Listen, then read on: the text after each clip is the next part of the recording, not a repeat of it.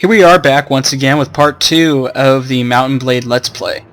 Just a little bit ago, you probably saw me tackling the very first quest that you get, which is helping out the Merchant of Tolga, which, if you end up going to another country, will end up being, say, the Merchant of Shahiz, whichever capital city it's in.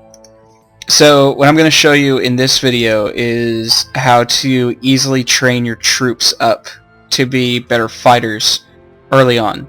So you can't do this without having the training skill up, which is why I recommend taking the training skill as early as possible. So I'm going to recruit as many people as I can on my way over to a training field, which is going to be right here. There is one at each of the major intersections of these countries.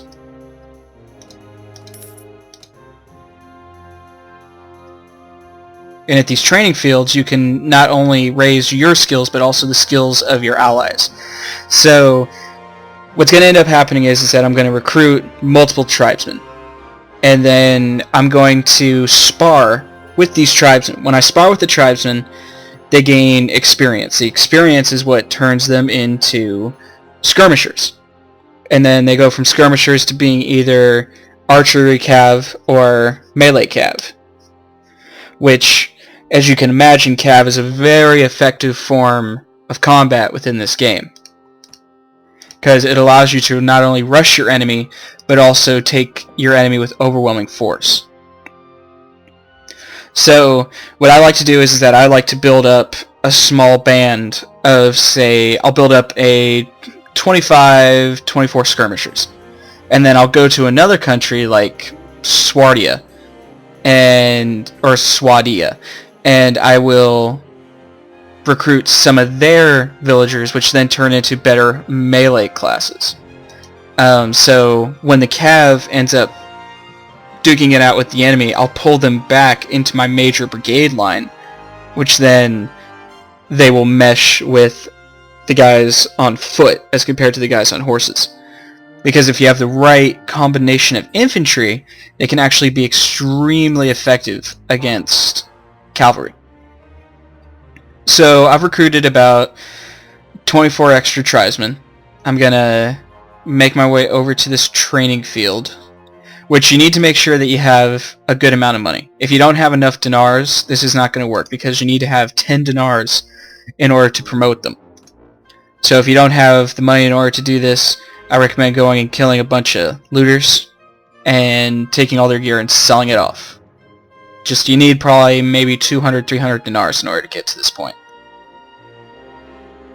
Because the way that I play, I'm just trying to get enough people in order to start looting villages. So you're going to choose to spar.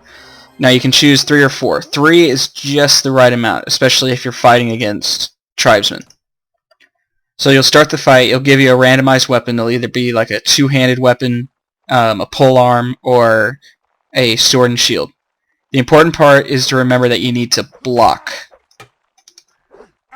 If you don't block these attacks, you're not going to last too long. As you can see, my health is already dropping down fairly easily. Also remember to keep on the move. Keep on the move.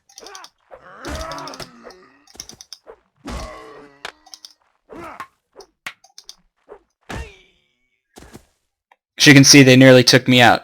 But they ended up gaining experience. So 24 of those tribesmen shared this amount of experience. I earned 2 experience, and then each of those tribesmen gain an additional amount of experience.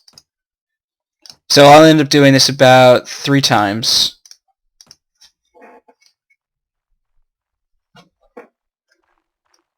And this will also show you that when you have a shield, it doesn't effectively block all attacks. So, and also it starts to take damage, so it'll end up breaking.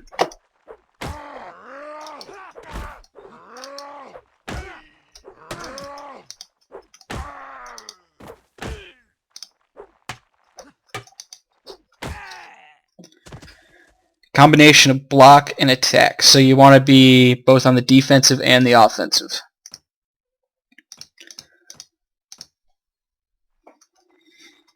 So after I end up doing this about 3 times, the units have gained enough experience that they're going to end up leveling without having to actually even go into combat.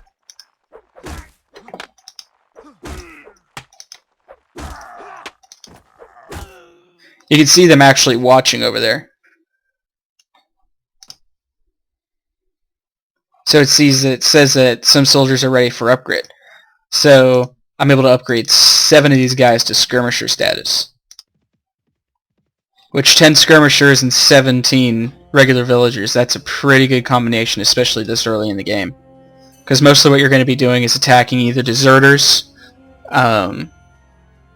looters, or if you're feeling ambitious, go to the Kingdom of the Nords and take on some sea bandits. These sea bandits are extremely tough to take down.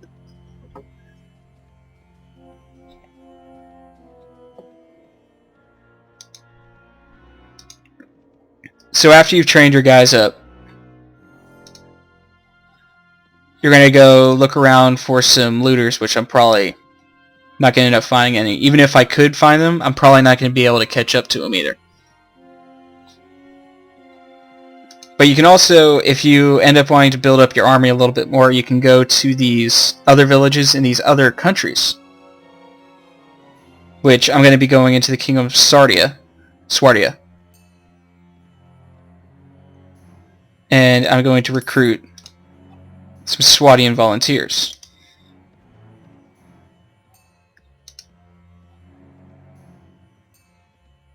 Now, even though I have 30 people, I could still be taken down by a group of 10 if they have the right combination of enemies. So numbers don't always mean that you're going to end up winning. It's important to remember that you need to actually use tactics when you're fighting. You need to keep your men close-knit if they're infantry. You need to keep your archers in the back. You need to keep your cavalry from charging out and getting themselves killed, because losing your guys is probably one of the things that you don't want to do.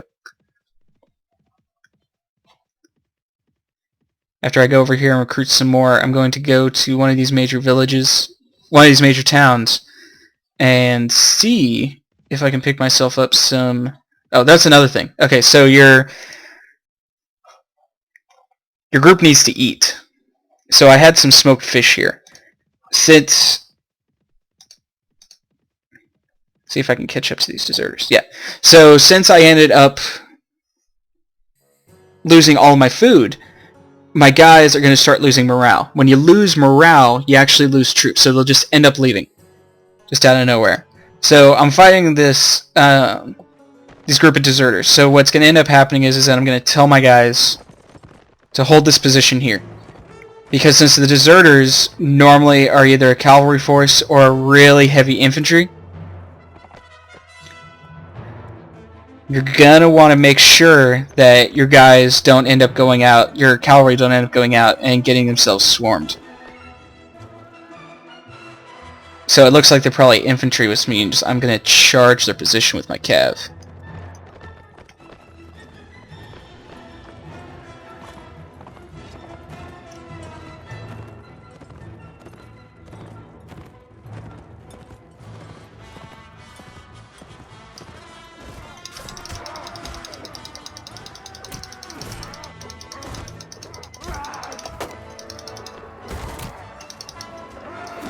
You can see I'm doing little to no damage against these guys, and that's because they're very heavily armored.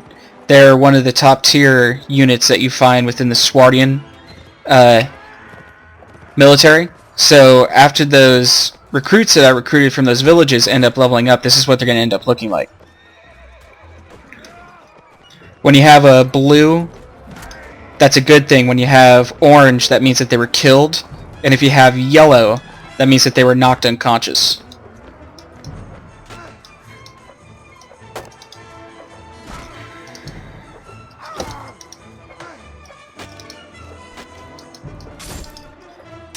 You can see they have a very effective means of block, and they also do some pretty good amount of damage when they attack.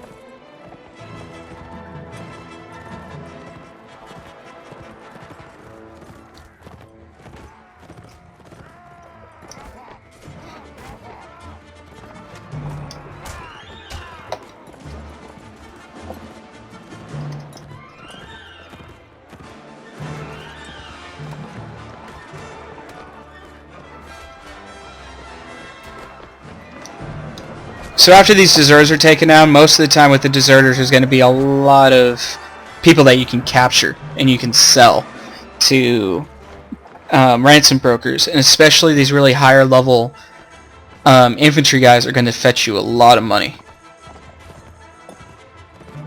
Like nearly like 200, 300 dinars per person. Which if you can hold like a 10 stack of prisoners, that's 3,000 dinars. See, so it'll tell you like when you're victorious, like my casualties, there were 5 tribesmen. There were 2 killed and 3 wounded. So since I had surgery, only 3 were wounded as compared to all 5 being killed.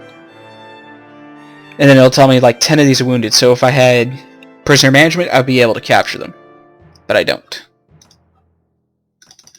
So all of these guys can be upgraded to skirmishers. And then all these guys can be updated to militia.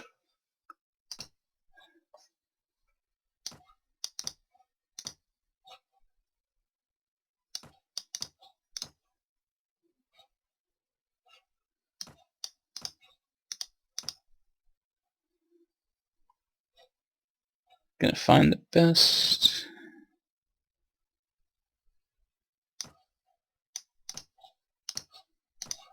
Since I don't have any room, I'm gonna drop those off. And then more of them are ready for upgrade, so I can upgrade these guys to horsemen.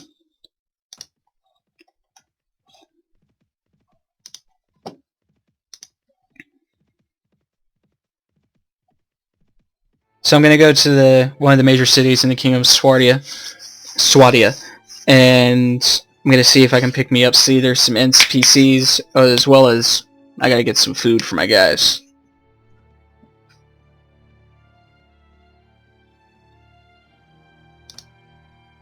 So food can be purchased by the goods merchant. So the food, so like pork, chicken, all that expires. It'll go bad. When the food goes bad, your guys have a chance of catching dysentery, which will in turn end up having them lose morale. So you want to have a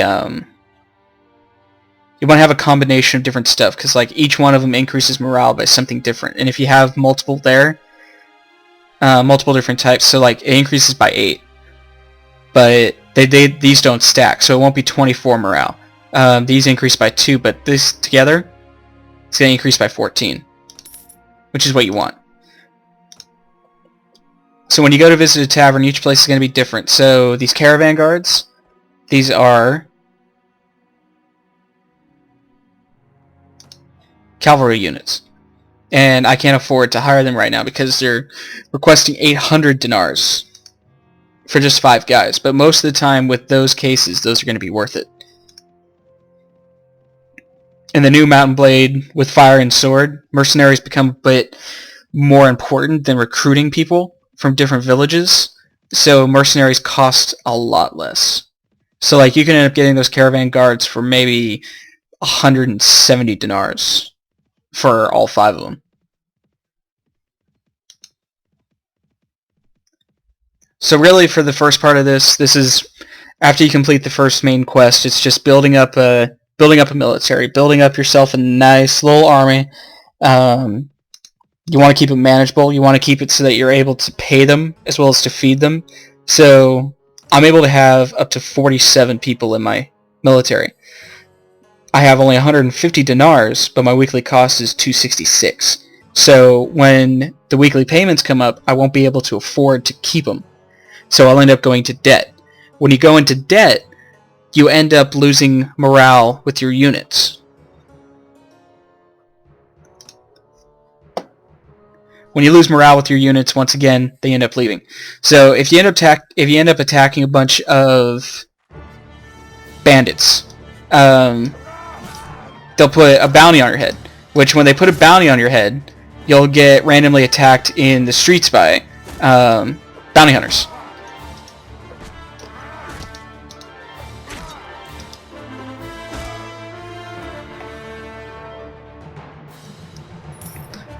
So you end up getting the money that they were paid in order to take out your life. If you end up losing, they end up taking money from you as well as gear from you. So I ended up leveling up what I'm going to do is I'm going to put points to intelligence, increase my tactics,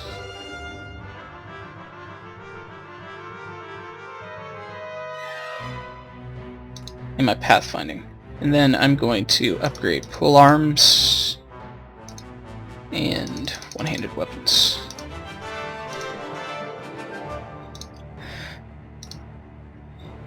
And as I said before, each tavern's going to be different who it has in it.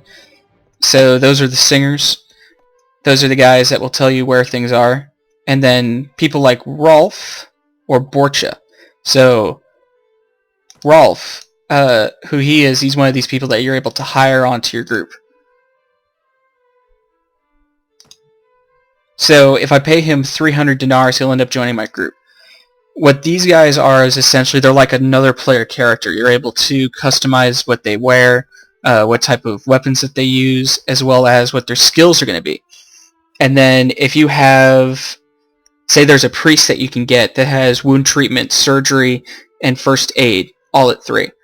That increases and stacks on to your skills as well. So instead of having 4 surgery just by yourself, if you have him with 3 surgery, you have 7 surgery in the group altogether. So the combination of all the skills together will make your group much more effective. But also, they're going to fight in your group as well. So you want to be able to outfit them and armor them so that they can survive in a melee with a bunch of enemies. So currently right now, I am in debt. Since I am in debt, my morale is going to slowly start to seep down to below average. And you're able to check your morale in this fancy little menu here that tells you your character report, tells you what you're currently leading, your renown, your honor rating, how many friends you have, what enemies you have, party size report, tells you what you can get. So like with my charisma, leadership, and base size together, I can have up to 47. Companion mission report, if you have any companions that have missions for you to do, you can do that. This will show you your weekly budget. So my earlier debts, I have 15 dinars in debt. So my net charge, that means that if I end up gaining any more money, 15 of it's going to go to paying my guys. So you can get a debt of like 10,000 dinars, and if you end up making 11,000, 10,000 of it goes to paying your guys. Your party morale is going to show here. So base morale is at 50. My party size will decrease the amount of morale that I have. But my leadership and food variety, as I said before, is going to increase my morale, and then my debts will also decrease it as well. If you end up losing a battle as well, that'll decrease your morale, and if you defeat enemies in battle, that will increase your morale. This will also show courtship relations, such as those who are in love with you, your faction relations, which they're all indifferent with me right now, and then all the known lords, all the lords that I've met, and my relation to them. So these lords, like this guy right here, you can go chase him down, or you can visit him when he's inside of a castle, which he's going to be in one. Alright, so you're going to go to the castle. When you go to the castle, there's normally either going to be a lady and a guy here. So this guy, I'm able to go and talk to him, introduce myself, and ask him if he has any tasks for me. So this is asking if I can collect taxes from Dashpaga, which, if I end up going to collect the taxes, I'll increase my relationship with this guy, but it'll also decrease my relationship with the village that I'm going to collect it from. So I need to find...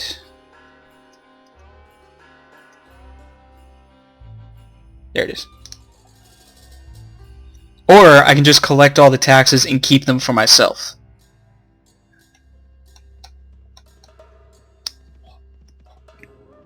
But I want to try and increase my relationship with the men, with the... So this right here, what you're seeing is a war party that's going around and attacking this nation. That's going around and looting all these villages. The the kingdoms are normally constantly at war with each other. They're always attacking each other. So you have to be careful if you end up vowing allegiance to another country, that the enemies will end up attacking you too. But we'll get to that later in a different video. But first, I'm going to show you how you go and collect taxes.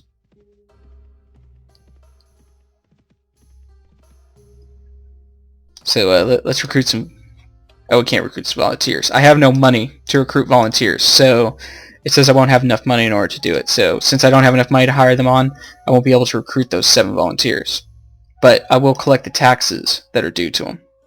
If you have a higher trade skill, it'll actually help in a lot faster. So I can ignore them and just collect all the taxes, or I can collect less of them and pay money out of my own pocket to give to the Lord.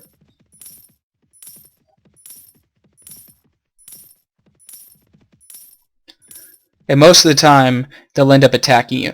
So when they end up attacking you, you have some of your guys that come in and assist you, and you're going to have pole arms to attack them because you don't want to kill the villagers. But there's going to be quite a few of the villagers that come in after you. So we're going to hold position here, and we're going to let them come to us.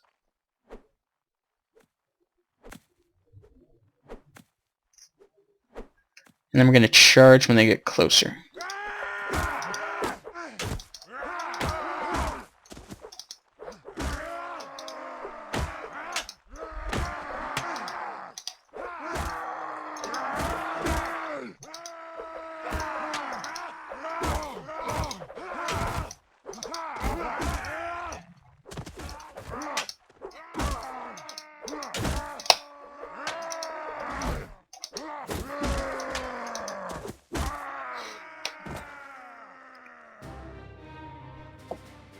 So after you deal with the rebellion, as they call it, you'll end up collecting more taxes, which I've collected 37 dinars for them. So now it shows that my populace isn't different to me, but it's at a -2.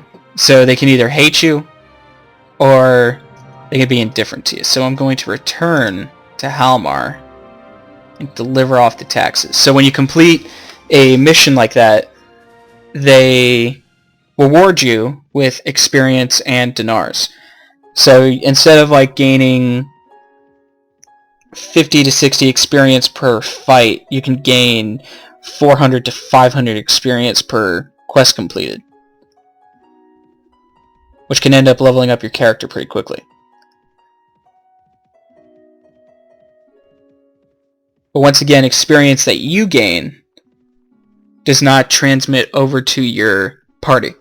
So you'll get stronger, but your party will stay the same.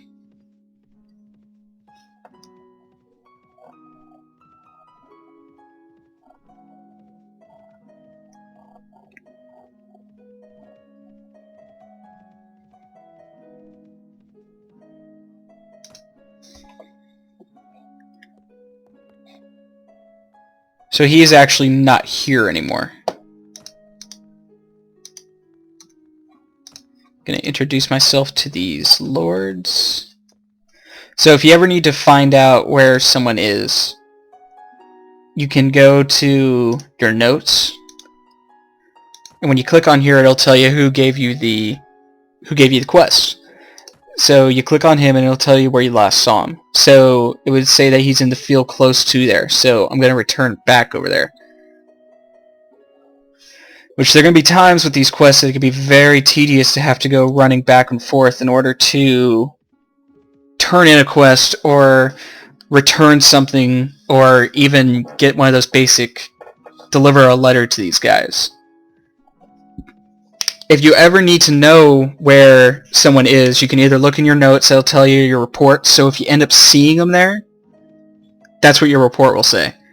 If you go to and talk to a lady, you can ask her, where is this person? And she will tell you where he is. Which, after you are told where he is, your notes will be updated on that as well. So you'll have a current update as to where they are.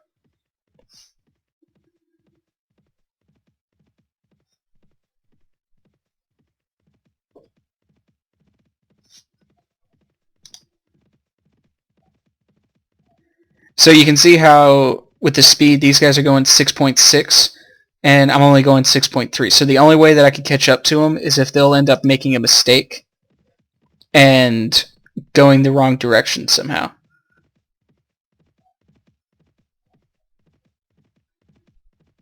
When you go through forests, you go slower. When you go through open fields, you go faster.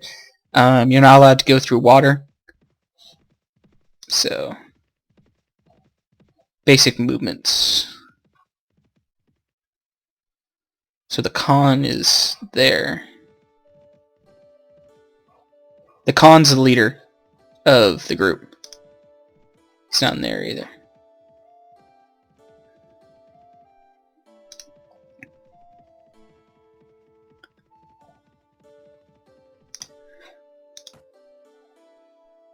Looking for Ulusami Nguyen. So I'm going to introduce myself to the leader of this group. I can swear my lord, I can swear my sword to him, which I'm not going to do until I have a better group of people that I can fight with. Because otherwise it'll end up being I'll get sworn by a group of enemies that'll end up killing me. And I don't really want that. You can also look on here and see that, so he's the lord of that keep. And normally these fiefs are located next to the major cities or the castles that they're a part of.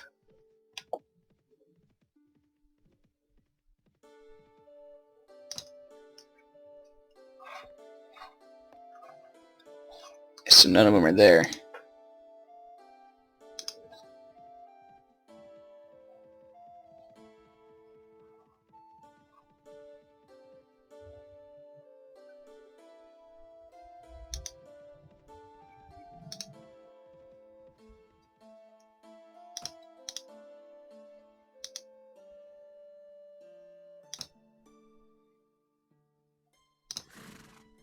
So I will ask the location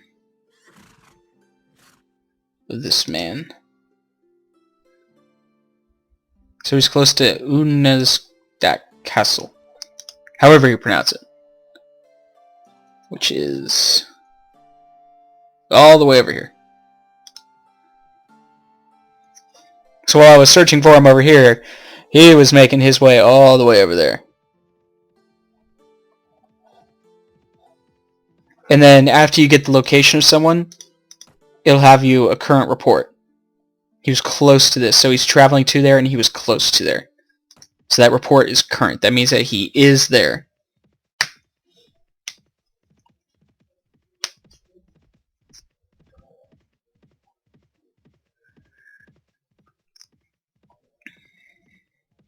And as I was saying before, when you run through open fields, you're running faster, but once you end up hitting some forests like this, you'll end up running slower.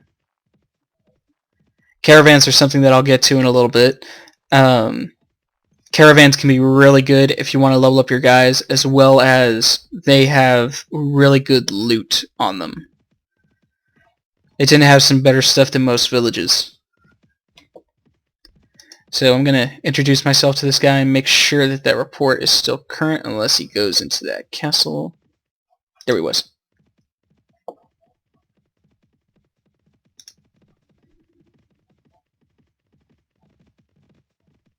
So I'm going 6.3 and he's going 5.6, so I'm barely gaining on him. So at dark, at night, you end up losing visibility, so I'm not going to know where he's going to end up going unless I catch up to him.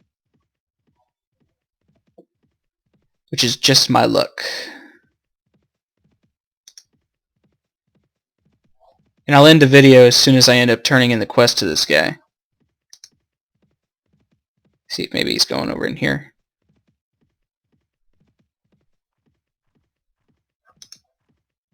Nope. Is that him? Nope.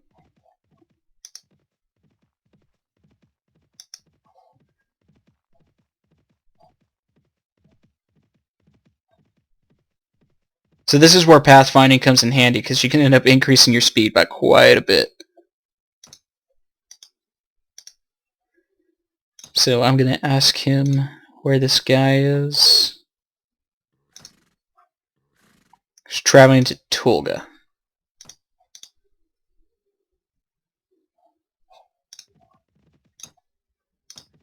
See what my notes say. He's close to Zagush. So he's going to be in this area pretty soon.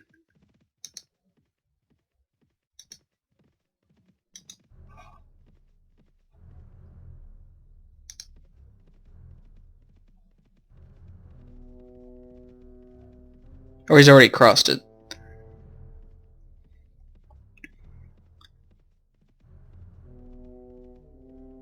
Also, if available, I'll try and get into a tournament for you guys to show you how that works. So if you end up winning a tournament, it can increase your relationship with the Lord, as well as it will end up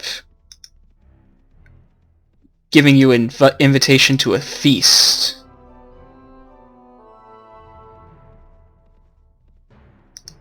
There he is. So you asked him about the tasks that he gave you, and there were all the taxes. So he agreed to give me a fifth of them, so I got 708 dinars, and my relationship increased with him. So I'll ask if he has any other taxes. So he'll ask me to go and kill a lawless villain known as Ripman the Coward. So I'll end up having to go kill him, and then he'll tell me which city he's in. So I am going to take an action, select a book to read. I'm going to read a little bit of the Essays of Logic, and I'm going to wait here for a time and end the video here. In the next video, I'm going to hunt down the escaped convict, and I'm going to kill him.